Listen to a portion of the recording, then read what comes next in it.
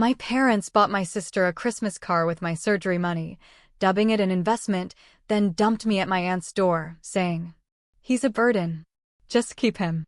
Those chilling words, spoken by my own father, echoed in my head for years. Little did they know I'd one day return, not for reconciliation, but to finally sever their toxic hold with a stack of legal papers. So, hi everyone. My name is Noah, and I'm in my late 20s now, building a career in automation engineering. You might think there was some single, explosive event that tore my family apart, but the truth is, it was a quiet, insidious kind of neglect. It slowly eroded everything, a constant drip until I felt like a stranger in my own home. My issues with low blood pressure started early, around age 6. One moment I'd be fine, the next my vision would blur, my legs would feel like jelly, and I'd have to grab onto something to avoid collapsing. Teachers were quick to react, other kids would just stare. The school nurse knew my name better than some of my classmates. It wasn't painful, just incredibly embarrassing and completely unpredictable. Doctors explained it calmly: consistent meals, good sleep, steady routines, and avoiding exhaustion. They made it clear it wasn't life-threatening, but it did need attention. My dad, Mark, heard "not deadly" and effectively tuned out everything else. My mom, Sarah, would nod politely, but I could practically see her mind drifting to more important things. From that day on, I wasn't a child with a health condition. I was a minor inconvenience, a flaw in their perfect family portrait. My younger sister, Chloe, was 2 years my junior, and even as a toddler, she commanded all their attention. She had this boundless energy, speed, and confidence, everything Mark admired. He'd talk to anyone who'd listen about her potential.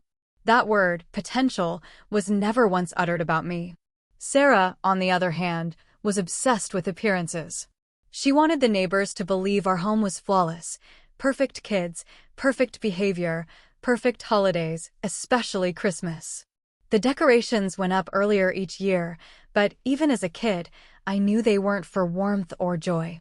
They were props, visual affirmations for Sarah to point at and say, "Look how well we're doing." Our daily life shifted, subtly at first. Chloe got bigger portions because she burned more energy. She got the good snacks because she needed fuel for sports. I got whatever was left over. Sometimes it was enough, sometimes it wasn't. Nobody ever bothered to ask how I felt about it. Sarah once told me, flatly, "You don't need heavy food, Noah. You're not running around like Chloe." Mark said something similar, calling it smart resource management. I didn't truly grasp what he meant until years later, when I overheard him refer to Chloe as the investment. He said it so casually one afternoon, while Chloe was showing off a new basketball move. "She's the one who's going to take us places," he proudly told a neighbor. Noah's different. He didn't say it cruelly, just as a matter of fact. After that, I was sidelined from everything. Not even school clubs were allowed. "You'll faint and cause trouble," Mark would declare. Sarah would chime in, "I just can't deal with your episodes in public, Noah." It wasn't concern, it was pure annoyance. I'd watch other kids live normal lives while I was kept separate, a fragile thing that might break. Teachers, bless them, meant well, treating me like I needed protection. My parents, however, saw me as a liability. Speaking up was pointless. If I mentioned being hungry, Mark would dismiss it as being dramatic. If I dared to say something felt unfair, Sarah would tell me not to start arguments. Chloe, to her credit, wasn't malicious. She was just a kid, oblivious to the profound imbalance. She'd get excited about Christmas presents or new gear and show them off, and I'd just pretend not to care. I quickly learned that any reaction, any display of emotion, risked setting them off.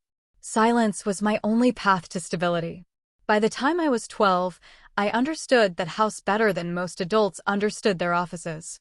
I knew when Mark was in a mood and I needed to be invisible. I knew when Sarah was preparing for a neighborly chat and needed Chloe nearby to perform as her golden child. And I knew that if I had an episode during one of Sarah's presentation days, she'd look at me with the same disgusted face people usually reserved for a cockroach. Chloe got excitement, grand plans, constant praise, and endless talk of her future. I got quiet admonishments not to cause trouble. She was the star of their carefully constructed narrative. I was the part they painstakingly edited out. There wasn't a single breaking point. There was just this relentless, unchanging pattern.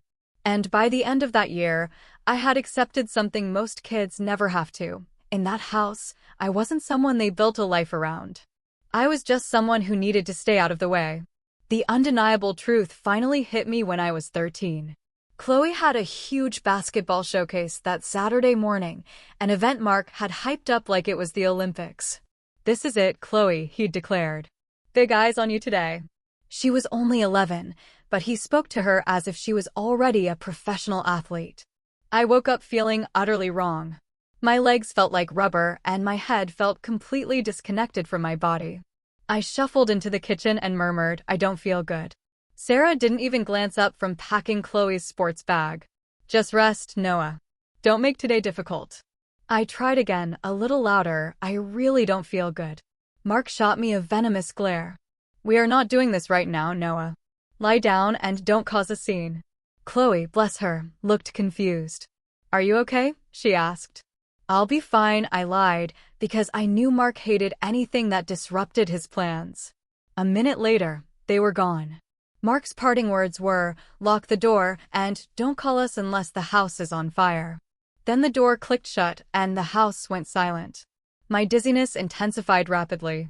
I tried to eat something, anything, but my stomach rebelled. Every step felt precarious. I collapsed onto the couch, trying deep breaths, but the room still spun. I leaned forward, head between my knees, hoping it would pass as it sometimes did. Instead, my arms gave out, and I hit the floor hard. I fumbled for my phone, trying to call Sarah. It rang a few times, then voicemail. I typed out a desperate text, "I feel really bad." No reply. My fingers were growing numb as I swiped to call emergency services. My voice came out thin and reedy when the operator answered. "I think I'm fainting. I'm alone." She kept me talking, but everything was fading, her voice feeling miles away. "Stay where you are. Help is on the way." The next thing I knew, I was staring at an unfamiliar ceiling. Hospital lights, dim and humming. A monitor beeped a steady rhythm beside me. A nurse walked in with a small, gentle smile. "Good, you're awake," she said. "You passed out pretty badly." "Are my parents here?" I asked, my voice raspy. She checked her chart. "They said they'll come by later." She said it so casually, as if this was completely normal. That hit me harder than the fall itself. She asked what I'd eaten that day. When I confessed I hadn't had anything yet, she paused, her gaze softening slightly. "That certainly doesn't help your condition. Make sure your guardians know, right?" Guardians. The word hung in the air, a stark reminder. A social worker arrived, asking why a 13-year-old had been brought in alone, and why no one had shown up. The day dragged on. Nurses came and went, offering soup, checking vitals, adjusting pillows. But there were no familiar voices. No Mark pacing angrily, no Sarah feigning concern, no Chloe peeking around the curtain. Not even a text. Night fell. I watched shadows dance across the room. Around 8, my phone buzzed. A message. "We're still out. Rest. We'll see you tomorrow." That was it. "No, are you okay?" "No, what happened?" The next morning, Mark and Sarah finally arrived. Mark looked utterly irritated, not worried. Sarah looked profoundly embarrassed to be seen in a hospital room with me. Chloe, clutching a medal, said quietly, "I won second place." Mark pointed at her medal as if it were more significant than the 4 in my arm. "Your sister did well. Try not to cause trouble on important days, Noah." I didn't respond. What was there to say? The nurse came in to give them an update. "He fainted from low blood pressure and lack of food. He needs consistent nutrition." Sarah offered a tight, fake smile. Of course, there must have been some confusion. When the nurse left, Mark muttered, "This is why people get the wrong idea." And they definitely did. Sirens on our quiet street had everyone talking. Mrs. Grant asked Sarah what happened. Sarah replied sharply, "He just overreacted again." Mark added, "Kids faint sometimes. People love to exaggerate." But the neighbors weren't fooled. I know, because they later told Brenda. "Back home," Mark declared, "you're spending more time at your aunt's place. We can't have any more misunderstandings. Sarah quickly added, "It'll be easier for everyone." Not a word about my health. Not a single apology for leaving me alone. Never once did they ask how I felt. When Brenda picked me up, she just said softly, "We were worried, Noah." David, without a word, simply carried my bag. In those first few weeks after the hospital, Brenda would gently ask if I wanted second helpings. David would remind me to drink water. They never commented on how much I ate or compared me to Chloe. They didn't dissect my symptoms or act annoyed if I looked tired. It was just part of the day. One evening at dinner, David noticed, "You're pale, Noah. Sit for a bit." No irritation, no judgment, just quiet care. He'd pull a chair closer, pass food without making it sound like charity, and genuinely ask about school. Our conversations were simple, real. They weren't performing for anyone, not trying to manage appearances. They were just living. It didn't take long for my episodes to become less frequent. Proper meals, consistent sleep, and that blessed absence of tension did more for me than any medication ever could. I still had moments where my vision blurred or my legs felt weak, but they were far rarer, spaced further apart. Brenda would always say, "Eat first, worry second," as she slid a plate my way. David would tell me to keep track of what made things worse. It wasn't medical advice, it was simply structure, something Mark had never bothered to provide. David, who worked in design, spent a lot of time at a desk, but he approached everything like a project. One afternoon, he found me staring blankly at the ceiling on the couch. "Come here, Noah," he said. "Let me show you something." He opened a small wooden box filled with old puzzle games and strategy cards. "This helps your brain focus," he explained. "Good practice for life. Strategy first, reaction second." We spent hours solving them. At first, I was clumsy and slow, but David never rushed me. He'd say things like, "Think ahead, don't just react," or "Patterns repeat if you look long enough." It became our routine. I didn't realize it then, but that quiet, steady structure laid the foundation for almost everything I'd become later. At school, teachers noticed I missed fewer classes. Some assumed my health had simply improved. They didn't know the real reason. I wasn't living in a house that actively drained me anymore. When I did go home for an occasional weekday visit, the shift in atmosphere was immediate, palpable. Mark had this habit of sighing dramatically the moment I walked into a room. Sarah would ask Chloe about her day before even sparing a glance for me. Chloe, growing older and busier, was increasingly enveloped in the spotlight Mark had meticulously built for her. She barely had time to notice anything else. As Chloe started joining more travel leagues, Mark became utterly obsessed with her schedule. He'd brag to neighbors, coaches, even the delivery drivers. "She's dedicated. She has a future." And if I happened to walk by during these conversations, he wouldn't stop. He'd simply talk louder, as if to drown out my very existence. He also started saying things like, "Noah's practically not living here anymore," almost as a point of pride. Sarah would always nod, visibly relieved to have fewer complications. They'd say it within earshot sometimes. They didn't even try to hide it. During one weekend drop-off, Mark stood in Brenda's doorway and uttered, "He'd is better here anyway." Not with kindness, just cold resignation. Brenda didn't respond to him directly, but she placed a gentle hand on my shoulder after he left, as if to make up for the tone he'd used. The transition to living there full-time happened slowly, almost organically, but it was clear. First, it was weekends, then school nights, then entire weeks. Brenda quietly started setting aside a drawer for my clothes. David bought a small desk and simply said, "Do your work here." There was no formal conversation, no grand announcement. They just made space for me, and I learned to exist and thrive within it.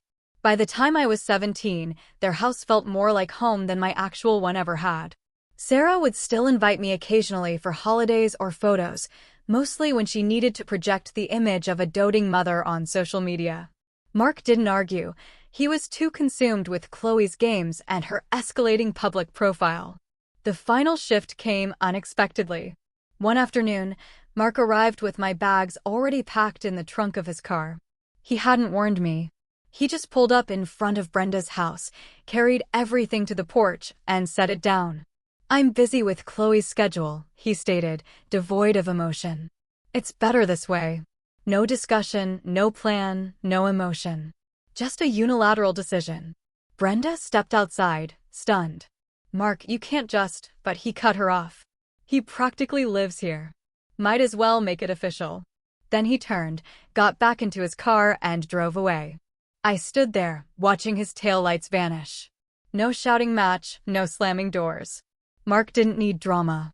He simply dropped my life on a porch, drove off, and made the message official. Chloe was the child he was raising, and I was the child he was discarding. In that moment, with my belongings sitting on the porch of the only stable home I'd ever known, the truth hit me with searing clarity. I hadn't been pushed out. I had been replaced. Since I was still a minor, Brenda filed for guardianship. Mark and Sarah signed the papers without a fight. By then, they weren't trying to get me back. They were simply trying to make me someone else's problem. Turning 18 should have felt like a triumphant step into adulthood.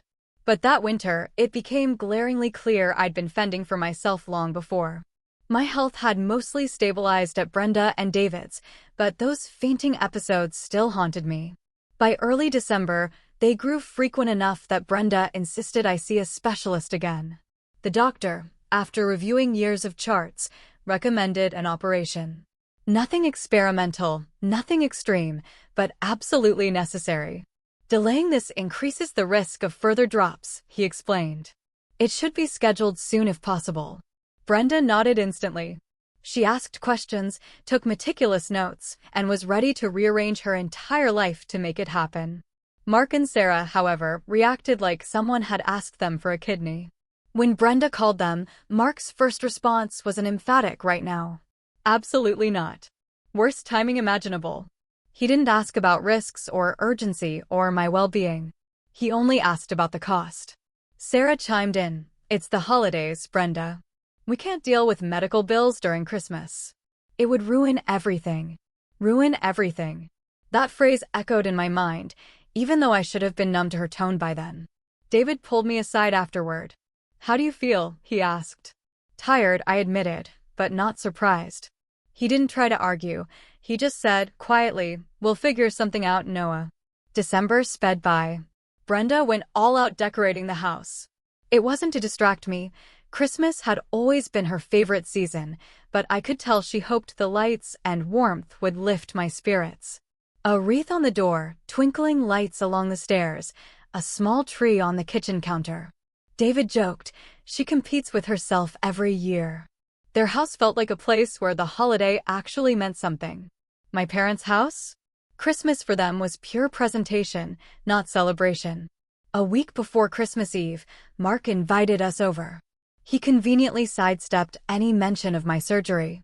Chloe wants everyone there for her surprise, he'd said, his usual way of pretending we were a perfectly cohesive family. When we arrived, the driveway immediately seized my attention. A gleaming white car, pristine and almost offensively bright, sat perfectly parked with a colossal red bow draped over it. It looked like it had driven straight out of a luxury car commercial, polished, perfect, undoubtedly expensive. Chloe was bouncing beside it, practically vibrating with excitement. Do you like it? She shrieked, before anyone could even formulate a response. Sarah stepped out, phone already raised, snapping photos. First car. Christmas gift for our rising star, she declared loudly, expertly positioning Chloe for the camera. Mark stood proudly behind them, chest puffed out, radiating self-congratulation. Brenda whispered they didn't, but I already knew they absolutely had. Mark waved me over. Take a look, Noah. Worth every cent, he beamed. A long-term investment. I couldn't respond immediately. I just stared at that giant bow, the blinding shine, the sheer, audacious price tag of it all. My operation, I finally managed, my voice quiet. It costs less than that car. The timing wasn't an accident. So, the surgery is. I trailed off. Mark didn't hesitate. We're not paying for that right now. Then, the dismissive kicker. This car makes more sense long-term than hospital nonsense. Sarah chimed in, not even bothering to look at me. Don't turn this into a scene, Noah. It's Christmas. David took a step forward, a muscle twitching in his jaw, but Brenda held up a hand, stopping him. She walked directly towards Mark, her voice steady, dangerously calm. "You denied a medical procedure your son desperately needs, so you could buy a car?" Mark scoffed. "He's exaggerating the urgency." Sarah nodded in agreement. Doctors always make things sound dramatic. And honestly, Noah's old enough to handle things without making everyone else miserable. Brenda didn't raise her voice. She didn't need to. "This isn't about drama, Mark. This is about responsibility." Mark shot back, his face reddening. "Don't lecture me. Chloe earns what she gets." Sarah added, "We can't keep dropping money on Noah every time he feels faint." I felt David tense beside me, and I heard him mutter under his breath, "Their priorities are clear, all right." Chloe, to her credit, looked genuinely torn. "Noah," she said softly, "I didn't know." She meant it, I believed her, but she couldn't grasp the full, twisted picture. None of this was truly her fault, but she was an integral part of their warped justification. Brenda finally cut through the tension like a knife. "Enough. Noah is staying with us permanently. We're not asking for your approval." Mark just shrugged, as if he couldn't care less. "He practically lives there anyway." Sarah crossed her arms, a look of smug relief on her face. "Honestly, it'll make things easier. He's always stressing the house out." There was no remorse, no flicker of hesitation. They were perfectly willing to lose a son if it meant preserving their precious comfort. Brenda turned to me, her voice gentle. "We can move forward with adoption, Noah. If that's what you want." I looked at the string of Christmas lights wrapped around the porch rails. The cold air made everything feel sharper, more real. "Yes," I said, my voice firm. "I want that." It wasn't a scene. It was a decision. As we walked back to Brenda's old, scratched car, I glanced once more at Chloe's brand new vehicle. That giant bow fluttered in the wind like a flag, planted squarely in the middle of their truth. That night, Brenda and David started the adoption paperwork at their kitchen table. And for the first time, I stopped thinking of Mark and Sarah as something I needed to fix. I turned 18 before the adoption was fully finalized. But Brenda and David didn't just stop because the calendar flipped. We continued with the process anyway. When the adoption finally went through the year I turned 19, it was almost anticlimactic. Mark and Sarah signed the papers as if they were merely clearing an overdue bill. No objections, no questions, no trace of emotion. Afterward, Brenda hugged me tightly. "Now, Noah," she said, "we can actually plan your future." David added, "Clean slate. Start fresh." I believed him. My surgery happened a month later. It wasn't complicated, but it finally corrected that underlying problem doctors had watched for years, the thing that kept my blood pressure crashing out of nowhere. David stayed with me through the procedure, and Brenda handled every single detail once I was discharged. For the first time, recovery felt peaceful, not stressful. No guilt, no tension, just pure, uninterrupted rest. I spent those recovery weeks at the kitchen table with my laptop, doing basic things to pass the time, browsing forums, watching tutorials, devouring random tech guides. One afternoon, David saw what I was watching. "Ever think about learning to automate stuff, Noah?" he asked. "It's basically puzzle solving with code." He knew I loved structure, logic, anything with clear rules. It wasn't really a suggestion, it was more like he recognized how my mind already worked. I knew absolutely nothing about programming then, so I started with the basics, simple Python courses, small exercises, just printing text to a screen. It clicked fast. Coding had the same deep appeal that strategy games once did. Clear input, clear output. No emotional manipulation, no guessing how someone would react, just instructions and predictable results. David encouraged me relentlessly. "Stick to a schedule," he'd advise. "Small practice every day beats random bursts." So I set one: morning reading, afternoon coding challenges, evening practice scripts. It became my anchor, my routine. By age 20, I'd moved past beginner projects and was automating little tasks around Brenda and David's house, organizing files, tracking expenses, scheduling reminders. It wasn't flashy, but it felt incredibly productive. Brenda would say, "This is helping more than you know," and she truly meant it. being useful felt profoundly good. One day, David brought me a problem from work. He needed to manually extract data from hundreds of invoices, a task that took hours. Could I try something? I asked. I wrote a crude script that read the files and automatically pulled out the fields. It wasn't perfect, but it saved him several hours. David watched the program run, his eyes wide. "Noah, this is real value," he said, his voice full of genuine awe. That was the moment I realized automation wasn't just a hobby. It was my path. I started applying for internships and junior tech roles. Most ignored me. A few companies flat out rejected me because I didn't have a degree. But one small software company, intrigued by the automation examples I'd sent, brought me in for an interview. They hired me as an assistant developer.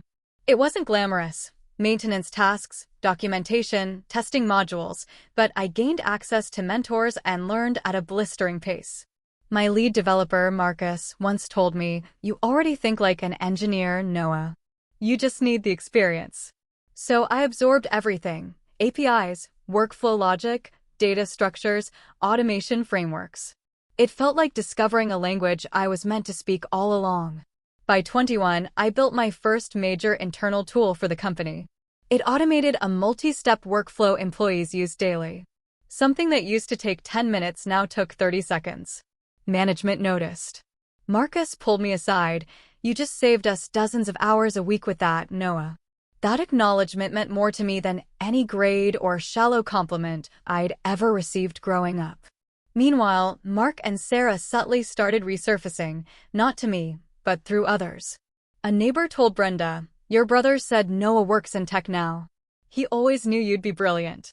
Another person mentioned Sarah was bragging about how she supported my computer interest when I was young. They hadn't bought me a single device in my life. Their version of events was pure fiction, a narrative they carefully crafted to make themselves look like involved, supportive parents. I ignored all of it. At 22, I transitioned from junior to a full-fledged automation engineer. The company entrusted me with bigger projects, automating onboarding workflows, creating intricate dashboards, optimizing complex back-end systems. I loved the work because it didn't depend on the fickle moods of others. If something failed, the logs clearly told me why. If something succeeded, it did so consistently, reliably. It was honest. By 23, I'd built enough credibility to be considered one of the company's strongest automation specialists. Recruiters started messaging me on LinkedIn. One day, an email landed in my inbox from a major tech firm, one of the biggest automation-driven companies in the entire country. They wanted to interview me for a full-time engineer position. David read the email over my shoulder and grinned. "See, Noah? Someone finally recognizes what you're worth." Brenda hugged me fiercely. "You did this," she affirmed. "Not them. You." When the offer arrived, the salary, the benefits, the remote flexibility, I accepted without a moment's hesitation. It wasn't just about the money, it was about stability, about undeniable proof that years of being sidelined didn't define me. Around that same time, Mark attempted to message me on social media. "Heard the news," he wrote. "Proud of you. You should stop by sometime." Sarah commented on my job announcement with a saccharine, "We always believed in you." I didn't respond. I didn't even feel tempted. By the end of 23, I was financially secure, building a future on skills I had earned, and living with the only people who had ever shown me what family truly meant. I could have moved out, but staying just made sense. I helped around the house, covered expenses, and kept my routine steady. Mark and Sarah existed like ghosts from another life, utterly irrelevant to the one I was meticulously building. And for the first time, I was completely, utterly fine with that. I was 24, deeply entrenched in my role as an automation engineer, when everything shifted once more. Late one evening, after a marathon debugging session, I came home expecting the comforting quiet of Brenda and David's routine. Instead, I saw an unfamiliar pair of shoes by the door. Expensive ones, the exact kind Mark favored for maintaining his meticulously crafted family image. Inside, Chloe sat hunched on the edge of the couch, elbows resting on her knees, staring blankly at the floor as if she couldn't possibly hold her head up. Her hair was a mess, her clothes wrinkled, and she looked smaller, more fragile than I remembered. When her gaze finally met mine, her eyes were swollen and red. "Noah," she whispered, the single word sounding like a tremendous effort. I shut the door softly. "What happened?" She shook her head, as if the story was too tangled to unravel. Brenda emerged from the kitchen, placing a glass of water in front of Chloe. "She showed up about an hour ago," Brenda explained, her voice low. "Didn't say much until now." David added, his own composure visibly shaken. "She's safe. That's what matters." Chloe took a shaky breath and finally managed, "I couldn't stay there anymore." She didn't need to specify which house. She looked utterly exhausted, a kind of weariness sleep couldn't possibly fix. Her shoulders were slumped, her hands trembling slightly. This wasn't the loud, confident girl Mark had painstakingly sculpted into a showpiece. This was someone who had been carrying a weight far heavier than anyone had realized. "I tried," she whispered. "I really did." I sat across from her. "Tell me from the start." She nodded slowly, gathering herself, her gaze distant. "After you left, everything just got worse." Mark, she explained, became obsessed with ensuring she didn't lose focus. The car, he'd told her, was proof of what he expected, an investment he wasn't letting go to waste. I'd suspected as much. Mark never gave anything without a tangled web of strings attached. Chloe continued, her voice trembling now. "Every single day was practice, training, film study. If I even mentioned wanting to see friends, he'd sneer, 'You're not throwing away years of work for childish nonsense.'" She swallowed hard, her voice barely audible. "He said I had no idea how much he'd spent on me." "What about Mom?" I asked. Chloe let out a tired, bitter laugh. "Sarah? She just guilt-tripped me constantly. Don't make us look bad. People are watching. Families sacrifice for success." She gulped, then added, "She blamed me every time Dad got angry. Said I was stressing him out." The patterns were chillingly familiar, just focused on a different target this time. Chloe rubbed her face with both hands, a gesture of pure desperation. "And the car, Noah. It wasn't freedom. It was leverage. Dad told me, if you quit basketball, I'll take it back and cut off everything. Don't forget who gave you opportunities." I didn't interrupt. She had never spoken to me this openly before, not about any of this. Chloe's voice dropped further, a whisper of raw pain. "When I turned 22, I finally told them I wanted to quit. My knee's been getting worse. The doctor said I really needed to rest. But when I said the words, 'I don't want to play anymore,' Dad just snapped." "How bad?" I asked, my blood running cold. She shivered. "He yelled for almost an hour. Called me ungrateful, lazy, dramatic. Said I was throwing away the only thing people knew me for." Her eyes welled up again. "Mom said if I quit, everyone would think they failed as parents." David clenched his jaw, his knuckles white. Brenda stepped closer, gently placing a hand on Chloe's shoulder. Chloe whispered, "I packed a small bag after they went to bed. I didn't know where to go, but I knew I just couldn't stay.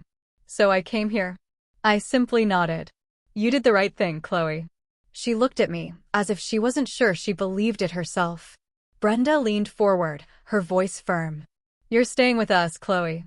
No conditions." Chloe's face crumpled, relief warring with utter exhaustion. "Thank you," she breathed, a fragile sound. That night, after she finally fell asleep in the guest room, I sat at the dining table with my laptop. David pulled up a chair beside me. "What's the plan, Noah?" he asked. "I need to know her rights," I said, my voice steady. "All of them." I wasn't approaching this emotionally. I approached it like work, clear goal, defined obstacles, structured research. Chloe was 22, legally an adult. Her parents couldn't force her home. They couldn't take her car as punishment if the title and registration were in her name. They couldn't harass her without legal repercussions. I spent hours immersed in legal guides, harassment laws, protective orders, tenant rights, and how to meticulously document any escalation. I researched how to block parental interference, what constituted emotional abuse in adulthood, and how to prepare rock-solid evidence if things escalated. Brenda joined us after a while, her expression grim. They'll blame her, Noah, she warned. They always blame someone. I know, I replied. That's why we have to be ahead of them. David nodded. Mark won't take this quietly. I looked at the closed door of the guest room, a fierce protective instinct rising within me. He can try, I said, my voice hard, but I'm not 13 anymore. This was the first time I felt the shift so clearly.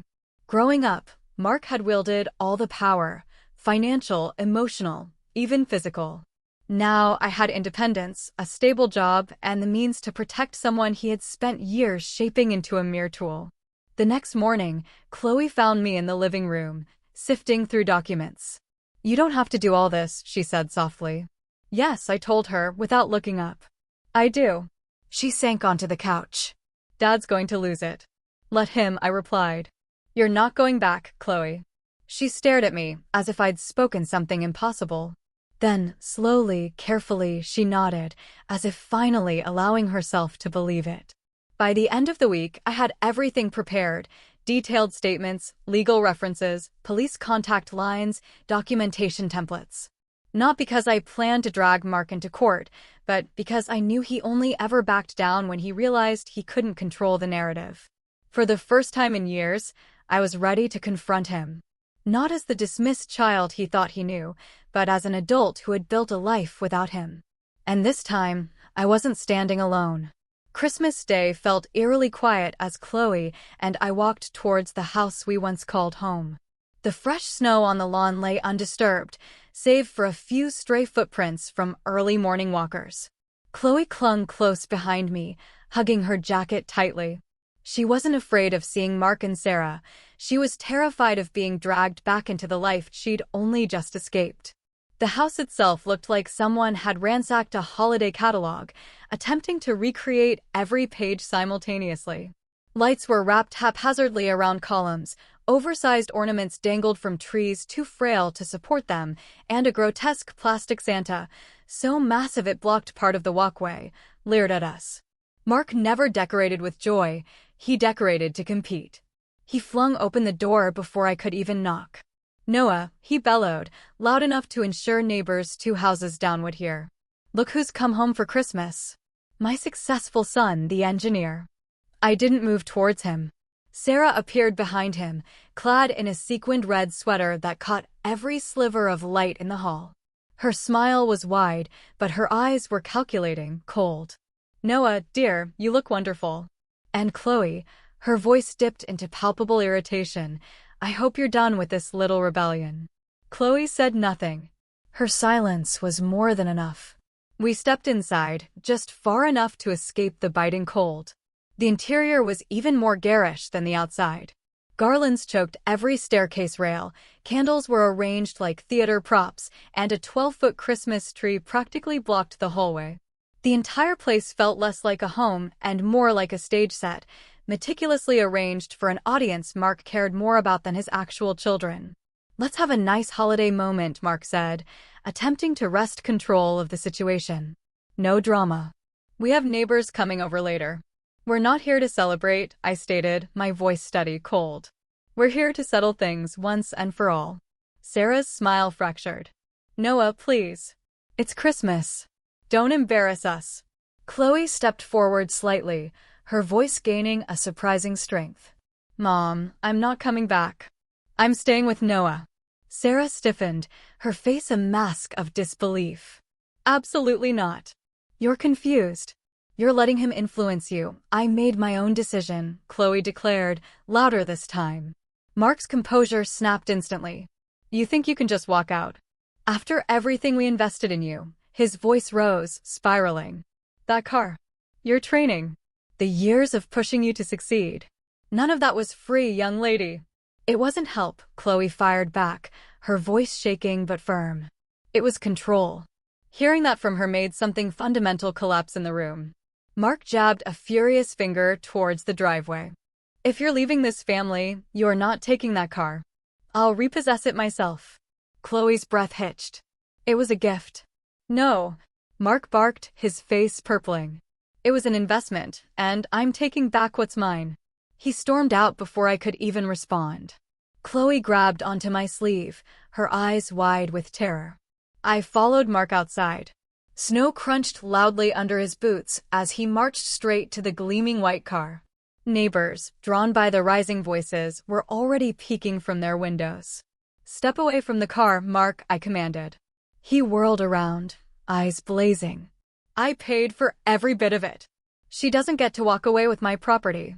I calmly pulled out the folder I'd brought. "The title and registration are in Chloe's name, Mark. If you take it without her permission, that's vehicle theft. If you touch it or try to disable it, that's criminal damage." Mark froze, his jaw slack. "Where did you get this?" I replied, my voice devoid of emotion. "Because I know exactly how you operate." Sarah rushed outside, her face contorted. "Noah, what are you doing? It's Christmas. You are humiliating us." "You humiliate yourselves," I said, my voice chillingly calm. "We're just bringing the truth to daylight." Mark slammed his fist on the car roof with a sickening thud. "You think paperwork scares me? You think you can turn my own daughter against me?" Chloe stepped beside me, her small frame surprisingly rigid. "Dad, please stop," she pleaded, her voice cracking. "I just want peace." He pointed at her like she was a stranger, a betrayer. "If you leave, don't expect anything from us again. No help. Nothing." "You've never helped me," Chloe said quietly, her voice barely a whisper.